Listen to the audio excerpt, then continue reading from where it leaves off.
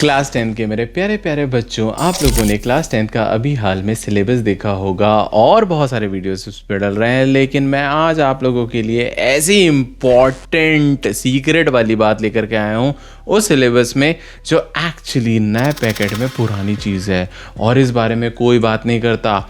मैं बिल्कुल पक्की बात कर रहा हूँ। देखो, आप जाओ cbseacademic.in की वेबसाइट पे और वहाँ पर आपको मिलेगा इस साल का करिकुलम सेक्शन में जाओगे और इस साल का 2025-26 का एकेडमिक करिकुलर आपको मिलेगा, सिलेबस मिलेगा वहाँ पर।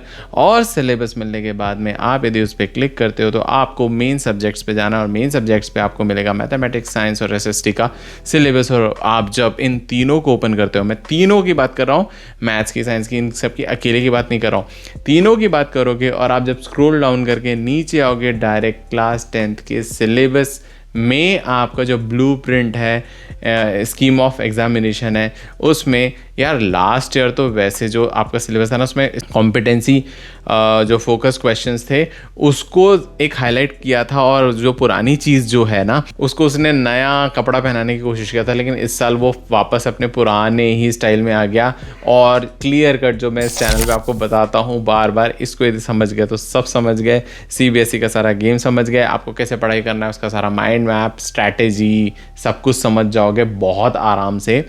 तो वो क्या है, वो एक्चुअली में वो जो ब्लूप्रिंट है ना आपका स्कीम ऑफ एग्जामिनेशन का, वो देखो कितने लेवल पे, 6 लेवल पे है ना। तो उस 6 लेवल में आपको यहाँ पर मैं स्क्रीन में कुछ बताने की कोशिश करता हूँ, उसको हम समझने की कोशिश करते हैं कि वो एक्चुअली है क्या और वो हमारे किस काम का है।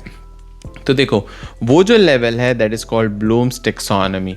तो ब्लूम्स टेक्सोनॉमी में क्या होता है, ऑलमोस्ट 6 लेवल होते हैं। पहला लेवल होता है रिमेंबरिंग, दूसरा लेवल होता है अंडरस्टैंडिंग, तीसरा होता है एप्लीकेशन एनालिसिस, फिर पांचवा इवैल्यूएशन एंड छठवा होता है क्रिएशन, राइट। तो इसमें क्या होता है, इन लेवल्स में आपको एक ही सब टॉपिक को, मैंने अभी कुछ 2 वीडियो पहले ही इसके बारे में डिस्कस किया कि क्लास 9 का हमने मैटर इन आवर सराउंडिंग का एक क्वेश्चन लिया था जिसको 5 एक ही सब टॉपिक को इन 5 और 6 जो है डिफरेंट लेवल्स पे वो कैसे कैसे क्वेश्चन बन जाते हैं।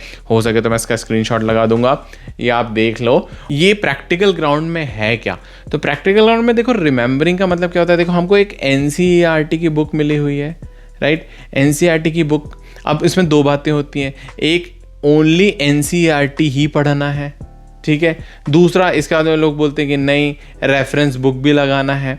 तो ये जो हम लोग बात करते हैं कि एनसीईआरटी पढ़ना है या रेफरेंस बुक ही लगाना है, तो ये बातें हम ऐसा क्यों करते हैं।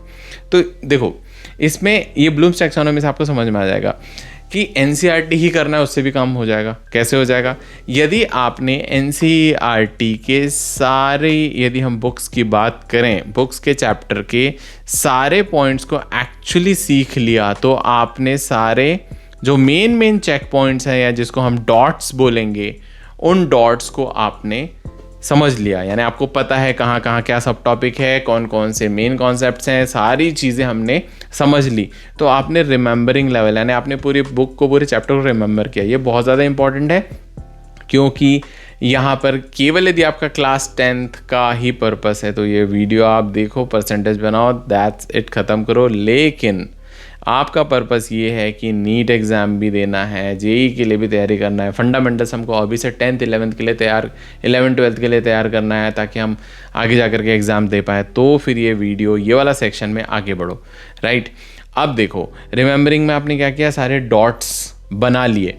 अब अंडरस्टैंडिंग का मतलब क्या होता है कि हमारे जो सारे डॉट्स हैं, हमें पता है किस किस जगह पे कौन कौन से इंपॉर्टेंट सब टॉपिक्स हैं, राइट, ये हमें पता है। और हम इसको ये पता कर रहे हैं कि बाबा हाँ, यहाँ ये जो रेड डॉट है ये कहाँ कहाँ है, मतलब मेन टॉपिक्स की हम बात करें। अंडरस्टैंड करने का मतलब क्या होता है कि सीधे मैंने रेफरेंस बनाया, हाँ ये कहाँ है भैया, कॉम्बिनेशन रिएक्शन कहाँ है। यदि मैं चैप्टर 1 साइंस की बात करूँ तो कॉम्बिनेशन रिएक्शन मुझे पता चलेगा फर्स्ट सेकेंड थर्ड पेज में ही आ जाता है, सेकेंड थर्ड पेज में नहीं आता ये। यहाँ पे तो मुझे अभी बैलेंसिंग ऑफ केमिकल इक्वेशन है, बैलेंसिंग ऑफ केमिकल इक्वेशन के बाद में फिर 4th to 5th पेज में मुझे ये मिलेगा कॉम्बिनेशन रिएक्शन, जहाँ पर मुझे calcium oxide, calcium hydroxide, calcium carbonate और भी बहुत सारे डिफरेंट एग्जांपल्स मिलेंगे। तो यदि आपको ये पता है तो आप अंडरस्टैंडिंग मोड में हो, यानी आपके बुक्स में यदि आपको पूरा का पूरा पता है कि भैया ये वाली लाइन मुझे कहाँ मिलेगी, एनसीईआरटी में यहाँ मिलेगी, तो आप अंडरस्टैंडिंग लेवल यानी बुक को अपने समझ चुके। अब यदि मैं एप्लीकेशन लेवल की बात करूँ तो एप्लीकेशन लेवल में क्या होता है, जैसे मुझे पता है, अब मुझे याद है कि ये मेरे कॉन्सेप्ट्स हैं, लेकिन मैं इसका क्या नए सिनारियो में यूज़ करूँगा, जैसे कि जो कॉम्बिनेशन रिएक्शन है, कॉम्बिनेशन रिएक्शन के क्या क्या एप्लीकेशन बेस्ड क्वेश्चन आ सकते हैं, कॉम्बिनेशन रिएक्शन जो है वो कहाँ कहाँ यूज़ हो सकता है, ये यदि मैं आंसर कर रहा हूँ तो मैंने एप्लीकेशन लेवल को हासिल कर लिया। मतलब कॉम्बिनेशन रिएक्शन का एप्लीकेशन सीख गया, मैं इसको जगह जगह में अप्लाई करना सीख गया। तो ये जो है ये थर्ड लेवल है। ये भी सेम ही कॉन्सेप्ट है, लेकिन सीबीएसई हर साल पूछता है। कोई भी टीचर की बस की बात नहीं है, मैं बता रहा हूँ, कोई भी साक्षात ब्रह्मा जी भी उतर के आ जाए, वर्ल्ड का बेस्ट टीचर भी उतर के आ जाए, कोई भी आ जाए यार, ये हमारा काम है, ये स्टूडेंट का काम होता है। ये जो है ना, ये इंटरनल जर्नी है। इसलिए ट्राइंगल जो है आप देख रहे होगे, ये ऐसा ट्राइंगल क्यों बना हुआ है, क्योंकि यहाँ पर बहुत सारे स्टूडेंट आते हैं, फिर उसके बाद में अंडरस्टैंडिंग में स्टूडेंट कम हो जाते हैं, फिर एप्लीकेशन और कम कर पाते हैं, एंड सो ऑन। क्रिएशन में देखो कितना एकदम टिप ऑफ द आइसबर्ग, लगभग 0.01%। तो ये जो है नॉलेज, इस प्रकार से ट्राइंगल जो ब्लूम्स टैक्सोनॉमी का है ये बना है, ये भी बहुत ज़्यादा साइंटिफिक है। अब एनालिसिस का मतलब क्या होता है? एनालिसिस का मतलब ये होता है कि जो मैंने सब टॉपिक्स और ये जो डॉट्स मेरे तैयार हुए हैं, ब्रेन डॉट्स या चेक पॉइंट्स या जो सब टॉपिक्स हैं, अब मैं इसका एनालिसिस कर रहा हूँ। एनालिसिस कर रहा हूँ मतलब ये मुझे पता है कि ये टॉपिक इससे क्यों रिलेटेड है, ये टॉपिक इससे क्यों रिलेटेड है, इनका आपस में क्या रिलेशन है। ये मैं यदि रिलेशन आपस में सारे सब टॉपिक्स का, एक जो बोलते हैं ना फूड वेब आपने सुना होगा, फूड चेन आपने सुना होगा, तो एक जो एक नेटवर्किंग यदि मैं कॉन्सेप्ट्स की कर पा रहा हूँ तो मैं एनालिसिस लेवल पे हूँ।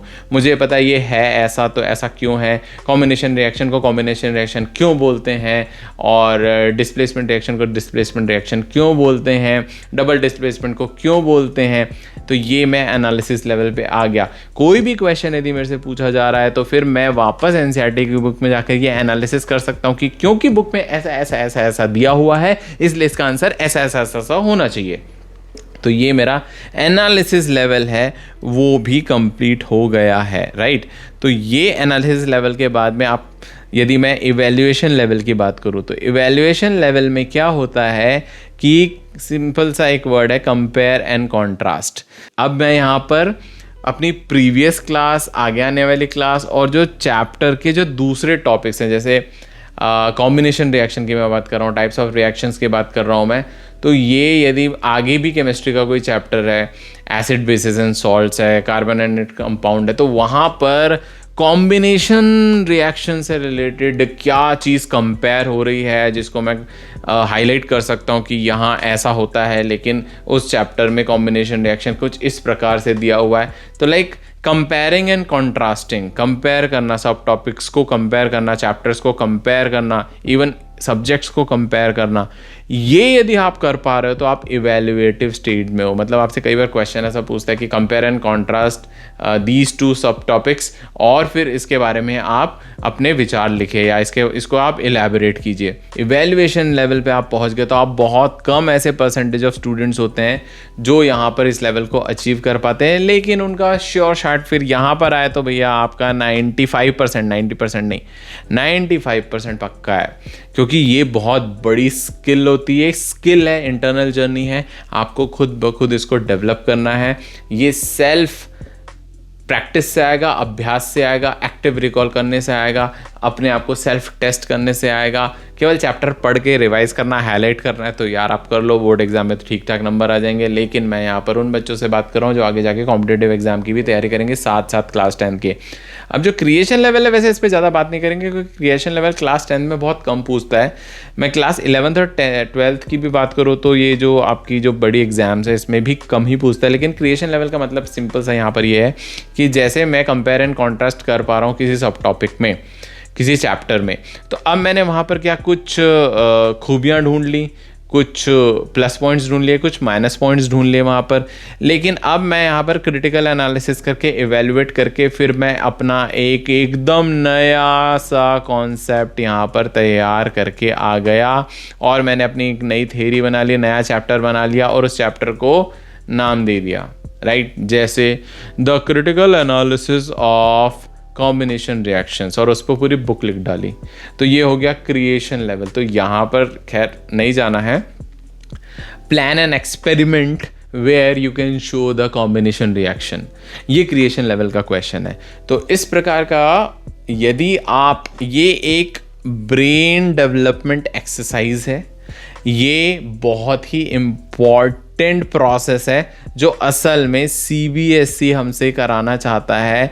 ये हर एग्ज़ाम में आपका टेस्ट करता है। ये एक्चुअली जीनियस बनने वाला ट्रायंगल है, जीनियस बनने वाली स्ट्रैटेजी है। यदि आप इसको अच्छे से समझने की कोशिश शुरू कर देते हैं, एटलीस्ट नहीं आया समझ में, कोई बात नहीं, बार बार आप इसको समझने की कोशिश कीजिए, दूसरे रिसोर्सेज आप रेफ़र कीजिए। लेकिन ब्लूम्स टैक्सोनॉमी को, क्योंकि वो आपके मेन सब्जेक्ट के सारे ब्लूप्रिंट्स में दिया हुआ है, वो समझना बहुत बहुत बहुत ज़्यादा ज़रूरी है। नहीं समझे ना तो बस आप लोग टीचर्स के यार भरोसे रहोगे, और इतने एक्सपर्ट टीचर्स यहाँ पे नहीं है जो इस लेवल पे तैयार करा दें।